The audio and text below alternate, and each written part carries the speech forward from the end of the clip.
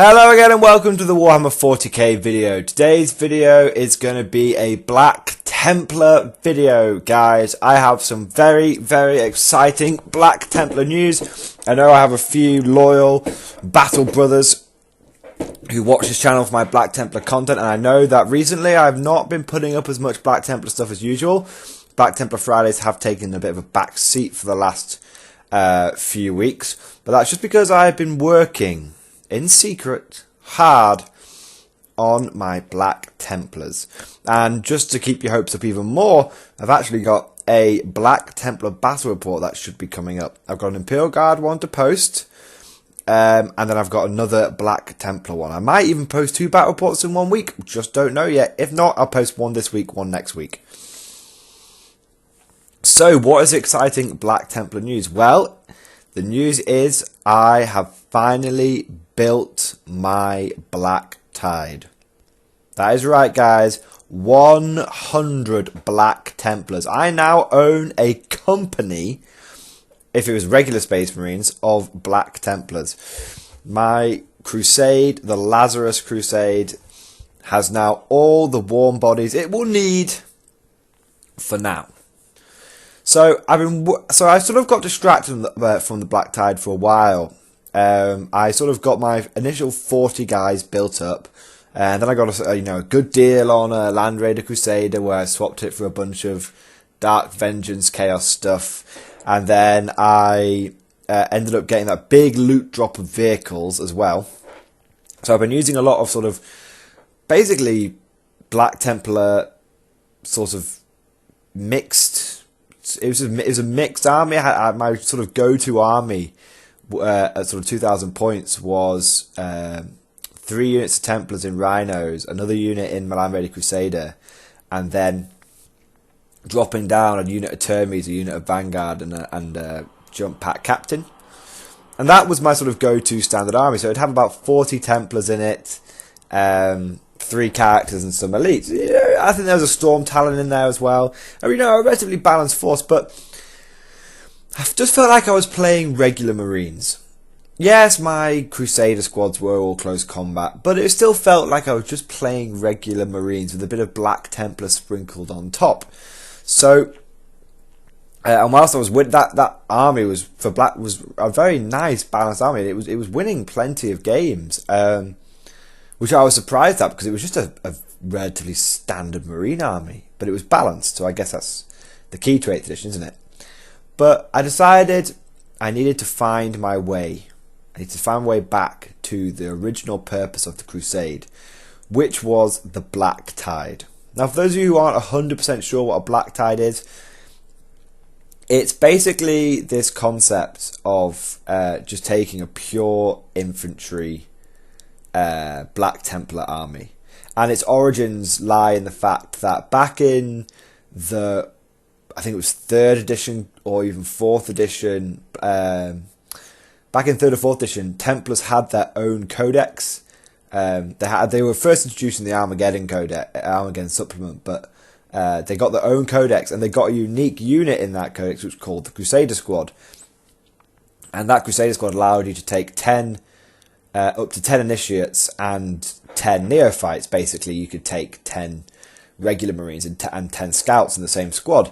And so people back in the day with the old force organization chart, which was quite restrictive but quite good, back in the day you could only take 6 troop choices. So the Black Templars were quite unique, was in the fact that whilst most regular Marine armies could only really throw down 60 tactical Marines, the Crusaders, if they wanted to, could lay down 120.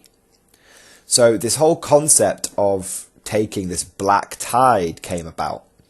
And what it was essentially was you would take around 100, if possible, you take about 100 Crusaders, mixture of neophytes and initiates, and you would just go for it, because you would just charge forward, praising the Emperor, and you would just go for it. And if you made it to the enemy, often you would do a lot of damage, because this was back in the days of if you charged, you got +1 attack, and then Templars had different vows, and they had righteous zeal as a special rule. So if you ever shot at them, they just got angry and they got to move closer to you. So it's this whole concept of I've got 100 guys running forward, and the more you shoot them, if you shoot at them, they're gonna get even closer to you even quicker, and the more you shoot them, the angrier they get. So that was the old concept, and now what I've decided to do is in 8th edition, with mass infantry being quite powerful, with horde armies being quite powerful, I decided to build a Black Tide. And so I got distracted from it, but I have returned to the true path, shall we say. So I have my 100 Marine army now, which is absolutely fantastic. It's pretty balanced. Initially, when I started out, I had these lofty ideas, is I was going to collect 100 close combat Marines and 100 shooty Marines, and that I could run both a Dakka Tide and a Choppy Tide.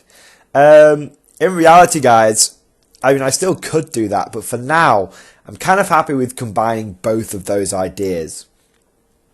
And what I've gone for is I've gone for 60 Choppy Marines and 40 shooty Marines. The reasoning behind this is the Choppy Marines are going to be running forward into the enemy. They're going to be taking more casualties, so they need more bodies to soak up the damage. Whereas the shooty Marines are generally going to be pretty, relatively far back, between 24 inches and 12 inches away from the enemy, and they're not going to be in the thick of it. So that's why there's more choppy than shooty. Also, because it's Black Templars are really, choppy. So what do I have? So I'm going to go through my Black Tide army now. Now I've only run this army in one battle. I've got at time of this recording, I have another battle lined up against some Dark Angels. So that's going to be good. Very fluffy matchup. That Black Templars do not like the Dark Angels. Remember the Odiphium Gulf is all I can say. So that's going to be good. So I'll probably do a little report about that later. But so I've played one game so far and I won. And it was a really, really interesting game. It was against Johnny's Death Watch. Now I know a lot of you will be sort of rolling your eyes or shaking your head and saying, Death Watch, they're not that powerful. Well, let me tell you, in the hands of a capable commander, they are deadly. Okay, Death Watch are a very, very underrated army. If built right and if used well, they are great. Johnny has probably won more games with Death Watch than he's lost. He's probably won about the same number of games with his Death Watch as he has with his Blood Angels, even after the Blood Angels Codex has been released. So it gives you an idea. We talked about this idea of list distillation. This is what he has. He's distilled his list to the point of it is 100% purity. Every single man in that army has a purpose, and there's not a single wasted point, not even on any fluffy or any useless upgrades. It is a perfectly balanced army. So the fact that I was able to get a win against it my first time using a Black Tide was quite good. It really felt really good. So I know I've been sort of rambling on for sort of 8 minutes about sort of why I decided to collect the Black Tide and, the history behind the Black Tide and my first game with the Black Tide. Let's actually take a look at what I am running. Okay, so I have, like I said, 60 close combat men. And these are broken down into 6 10-man squads. In fact, all the units of my army are 10-man squads. Now, this is sort of where my Black Tide differs from the traditional Black Tide. Traditional Black Tide would take 20-man blobs. Mine doesn't do that. Mine takes multiple 10-man squads, and it's a Black Tide built for 8th edition. And the reason for that is because, one, I'm no longer restricted by the old Force Org chart where I could only take 6 troop choices. Now, with different battalions and different other detachments, I can pretty much run an infinite amount of troop choices. So rather than limiting myself, I've taken advantage of that and I've gone for 2 battalions. So that means I've got 9 command points in total. And And the second reason for that is it allows me to get a lot more special weapons and power weapons onto the field. Big problem with black tides in the past has been their difficulty with dealing with high value targets, tanks and such. Generally speaking, you used to have to rely on things like melter bombs. 8th edition has changed that again, the fact that you can, stab a tank to death if you need to. But by dropping into 10-man squads, it essentially allows me to get double the amount of special, heavy and power weapons onto the field that I would normally be able to get. So, it's interesting to note. Interesting fact, it means it gives me a lot more power behind the punch. I've still got 100 bodies, but I've sort of doubled my firepower. So, interesting. So my 6 close combat squads, I've got 2 with plasma and combi melter, 2 plas melter squads, and they've both got 2 power swords in each. They're just a good all-round unit. The 2 power swords allows them to chop through most enemy units. It's 3 power sword attacks in total, 1 from the irregular marine, 2 from the sergeant. So 3 power sword attacks. And then between the remaining 7 guys with close combat weapons and the plasma gun guy, that means I have 15 extra attacks. So that's not too bad at all. And both of them have got 5 neophytes and 5 regular marines. So they're a good all-round squad. Then I've got a lightning claw plasma gun power sword squad. Now the reason behind this was I kind of wanted a lightning claw guy. Lightning claws are really good. They're only AP -2, admittedly, but they reroll wounds. If you take a pair of them, you get 3 attacks. So that's 3 attacks from one guy. And when the chaplain's nearby, and trust me, the chaplains are always going to be nearby, that's 3 attacks, rerolling all hits, rerolling all wounds. Very, very powerful. If possible, I don't really have the points for it, but if possible, I would run all my sergeants with double lightning claws in my choppy squads. Because it's just the volume of attacks and the reliability of wounding really helps. Power sword is just because it's cool, and plasma gun is, of course, because plasma, is very strong in 8th edition. Now those 3 squads are led by a chaplain, and the chaplain is just standard procedure, nothing special. He's got his Crozius and he's got a bolt pistol, and the whole point of the chaplain is just he gives all rerolls of hit to hit in combat. Without the chaplain, Crusaders don't hit that hard. They're just regular Marines with a few extra attacks. The chaplain really, really allows you to just get lots of extra hits. It's just definitely without the chaplain, the list just doesn't work. So the second choppy squad, second lot of 3 squads, I should say. Again, another 30 choppy guys. Now these guys, I've got a squad with 2 flamers, a power sword, and a combi flamer, a flamer, a power sword on the sergeant, and just a regular power sword, a power axe. 2 flamers was, I kind of felt like I didn't just want to spam plasma melter. Also, flamers are quite cheap, and double flamer, you'd be surprised how often double flamer squad has done a really good job in my army. Sometimes they often get thrown out front, and if the enemy decides to charge them, then they've got to take double flamer. And against certain armies, it's absolutely invaluable. I was playing against Harlequins a lot. Went through a phase of playing like 4 or 5 games against Harlequins. Double flamer squad was always squad of the match, because they just roast a squad of Harlequins every single time. Absolutely dominate them. Harlequins would often struggle against Templars because, I've got a lot of guys with close combat weapons. The Harlequins aren't used to being smacked back just as hard as they smack. The power sword is because Sword Brothers have got power swords. It's just the way it should be. And the power axe is just a bit of variety. I bought Templar upgrade kits. I thought it's probably a good idea if I actually use some power axes on them. And it looks cool. I actually really like the power axe. And the +1 strength Sometimes you just needed that +1 strength. The power axe guy regularly just decapitates people with his big axe. And then I've got 2 more squads. First one is double power fist, double melter. That's an expensive squad, let me tell you. 2 power fists. It's like an anti-tank squad basically. 2 melters speak for themselves. Some good anti-tank there to complement the anti-infantry of Flamer squad. And 2 power fists just to back that up. If I'm in melter range, I'm probably going to be charging you as well. And what the melters don't kill, the power fists normally finish off. 3 power fist attacks, rerolling hits because of another chaplain, and then often, you're within range, often 2s to wound. So it's often enough.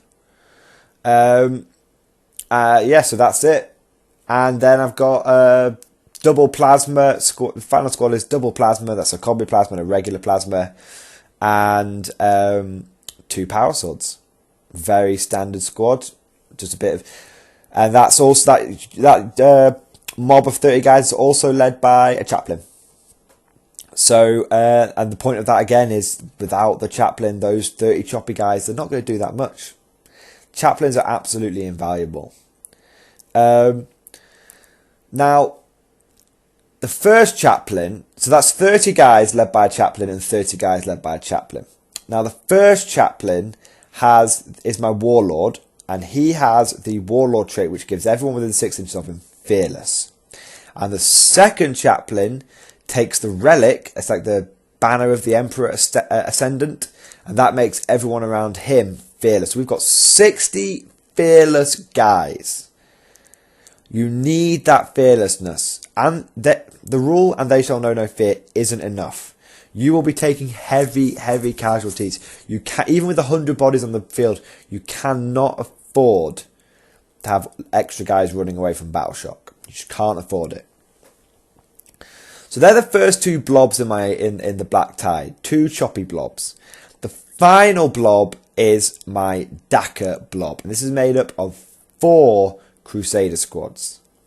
Okay, now these are slightly differently laid out. These aren't 5 and 5 initiates, 5 sword brothers. These are a bit different. There's actually within these 40 guys, there's actually 30 marines and only 10 neophytes. 10 neophytes are spread out, 2 in one squad, 2 in another, 3 in one squad, 3 in another. The reason for this is twofold. Partly the models I have available. Secondly, Daka blob plays quite an important role. Their job is to sit on objectives and hold them. And to do that, they often need the extra couple of 3+ save guys. Often makes a big difference. And it just means those units are just tougher to kill. And they have their job is quite important. You'll see it in the overall army. Their job is quite important. Now, these squads are quite standardized, homogenized. We've got 2 with combi grav, plasma gun, and a heavy bolter, and we've got 2 with combi plasma, plasma gun, and heavy bolter. So that's 4 heavy bolters, 4 plasma guns, 2 combi grav, 2 combi plasma. Now in their blob, they have a captain and a lieutenant. Standard procedure, or should I say in Black Templar speak, a marshal and a castellan. Black Templars call their captains marshals, they call their lieutenants castellans. Now, that's a pretty standard combination. It just means that I can overcharge for days. I'm getting rerolls of 1s to hit, rerolls of 1s to wound. I've been on the receiving end of a Daka blob like that, of Space Marine, rerolls. So it's good for me to be able to put that out on the shooting phase. Now, my captain is armed with a power sword and a storm shield. The reason for that is, if you notice, the shooty blobs themselves don't have any power weapons in them. So I've just got chainswords. So if they get caught up in combat, it can be quite tricky for them to fight their way out of it. And I don't really want to have to fall back, because that means I'm not shooting anyway. Because that squad there each one of those squads only has 11 attacks in close combat. at full strength. That's not really enough. So the point of, and the lieutenant, I should say, has got a power sword as well. So the point of the captain and lieutenant with power swords is, if one of the squads in that blob gets contacted, they can heroically intervene, or they can just countercharge. And between the two of them, they've got 7 power sword attacks, hitting on 2s, rerolling 1s, wounding on whatever, rerolling 1s. That's often enough to just cut the majority of a squad out of combat. It's often enough. I've done it in my game. I've used just so when I say I've used, often it's enough. I have used these units before, but just not in the 100 Black Tide. So I have used a captain and lieutenant with power sword to chop out a squad out of combat when I was using my 40 to 60 guys. Just so people in case there's any confusion there. And like I said, a captain, I would ideally want to give him a relic blade. I have tried him with a relic blade, and it is very good, but it's just a little expensive. Now, the final part of the list, which isn't pictured here, are my 3 Cenobite servitors. At the moment, I'm just using some servo skulls to represent them. The 3 Cenobite servitors are just there to give fearless to the Dakka blob, because if you notice, the captain and lieutenant don't give any kind of leadership bonuses. So the Cenobites, which are 3 2-point models, anyone within sort of 3 or 6 inches, it's pretty close, is fearless. So, or any Black Templars, I should say. So it's important to have those Cenobites. It gives me army-wide fearless, and because they're quite small models, they're just regular infantry-sized models. It's quite easy to hide them out of line of sight. So that is the Black Tide. Now, tactics that I've used with it in my first game, and I think are going to be pretty standard issue, is I take 30 men. Oh, I should say there's also the Emperor's Champion in there. He's just there for fluff purposes. He's quite good. The Emperor's Champion is a really, really awesome Black Templars character. He's a perfect anti-character and anti-monster hunter. And I'd often shove him with my Warlord. And the point of him is he sort of bodyguards my Warlord, because often people will send stuff after him, after the Warlord. And the Emperor's Champion often just goes in there and just cuts people apart. If you've seen any of my Black Templar battle reports, you know that the Emperor's Champion is nasty. 75 points of pure awesome. And he is just there to protect the Warlord and to kill any big mother flipper that tries to slay the Warlord off me. Also, sometimes he'll go Rambo. I've used him often just to go Rambo, and he's often ignored because people think, oh, he's just a Marine. And then when he hits combat, they don't think he's just a Marine anymore. So standard tactics are 30-man blob led by a Chaplain on my left flank, 30-man blob led by a Chaplain and probably the Emperor's Champion on my right flank, and 40-man Dakka blob slap bang in the centre with the lieutenant and the captain. Now, what I did in my last game, and the tactics are the 60 infantry, the 60 chop infantry just go nuts. They just charge at the field, move in advance, and they just get in the enemy's face. It's basically 60 Marines are a big distraction kind of effect, and their job is just to get in the enemy's face and chop. And if they don't, by the time the enemy has dealt with 60 Marines, which are high priority running at them, then there's 40 Marines which has just been shooting them all game. And you'd be surprised what 40 Marines with Captain Lieutenant, especially with all the overcharging, you'd be surprised what they can do when they're pretty much left alone. In the game versus the Death Watch, the Death Watch player targeted them a little bit and killed sort of 15 of them over the course of the game in the first sort of 3 turns. But that left 25 Marines just pounding on him. And they wiped out 2 kill teams on their own, just with all those rerolls, just absolutely just blazing away. And it was really significant because it allowed me to win that game. So the way the army works is that the 60 Marines go charging at the enemy, and they're on the flank so that if anyone deep strikes, then they're going to countercharge them. And by the time the enemy has dealt with them, there's 40 Marines roughly, which are just going to have been shooting them all game. And that's why the 40 Marines, the Dakar Marines, have the extra power armor bodies. Because once the opponent, and this is the thinking behind it, once the opponent has put all the effort into killing the 60 choppy Marines, and they've been getting shot at and stabbed for sort of 3 or 4 turns, they're going to turn around and be like, how the hell am I going to deal with another 30 power armoured bodies, probably in cover, plus another 10 neophytes, which can just catch las cannons if they need to. So often the enemy is spent. Or the thinking is the enemy is spent. The enemy is going to struggle to deal with that. And in the game versus the Deathwatch, that was certainly the case. It's just those last 25 Marines, they managed to kill most of them, but they got tabled because by the end of the game there were still 10 Marines with plenty of character support, and all they had left was their Watchmaster and the Corvus, and I just killed the Watchmaster, and the Corvus doesn't count for troops on the ground, and that was it. And it was a case of I outnumbered the Deathwatch almost 3-1. And I could afford to lose 3 Marines for every 1 that he lost. And often I was losing 3 Marines for every 1 that he lost. But I just attritioned him down. And unlike playing guard, when I run 100 guardsmen in an army, as I often do, I'll run 100 guardsmen plus vehicles.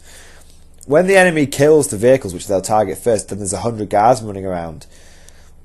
100 guardsmen, they often just, they don't do all that much. But 100 Marines, even if you kill half of them and the other half make it to you, that is 50 Marines, and that is a difficult thing for people to kill. Most people are used to facing less than 30 Marines in an army. So the fact that I've got 3 times the norm, plus character support, makes it an absolutely nasty, nasty list. Now, a couple of things. Last thing, I know it's going on 30 minutes. This is probably going to be a Black Templar Friday video. I'll probably upload it on Black Templar Friday, so it'll be a more of a stream of consciousness video. We'll see what happens. Some of you will be thinking, what about putting a lieutenant in every single blob? You've only got the 1 lieutenant. The problem is that would weaken the damage output. It's hard. That would weaken the number of bodies I could take in the army. So to take 2 lieutenants, I'd have to scrounge 120 points, 126 points. That's kind of difficult to do. I mean, I could drop the Emperor Champion, but I don't want to. He's really cool, and he serves a good purpose. But then I'd probably have to drop. I'd have to drop something like 10 Marines from the army, and you don't think that's a lot, but it's actually a significant amount. 90 Marines isn't enough. 100 Marines is just about enough for the Black Tide to work. Now,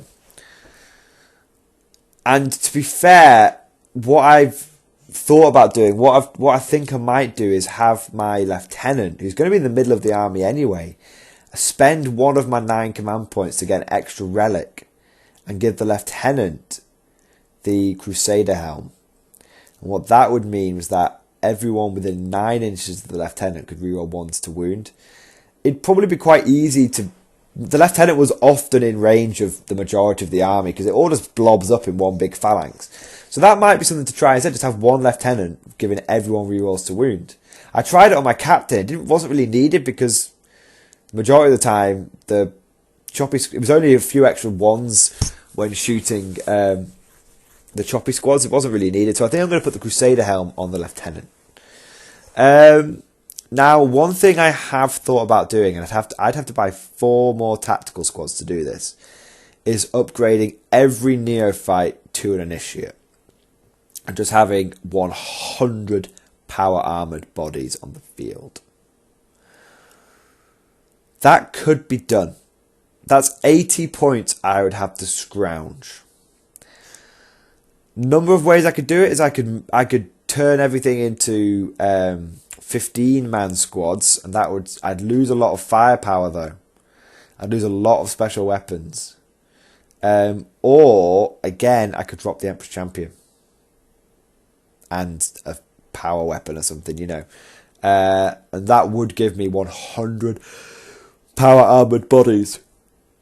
But as it is, I kind of like the way the list is at the moment. It's a fluffy list. As you can see, I've got a lot of painting ahead of me.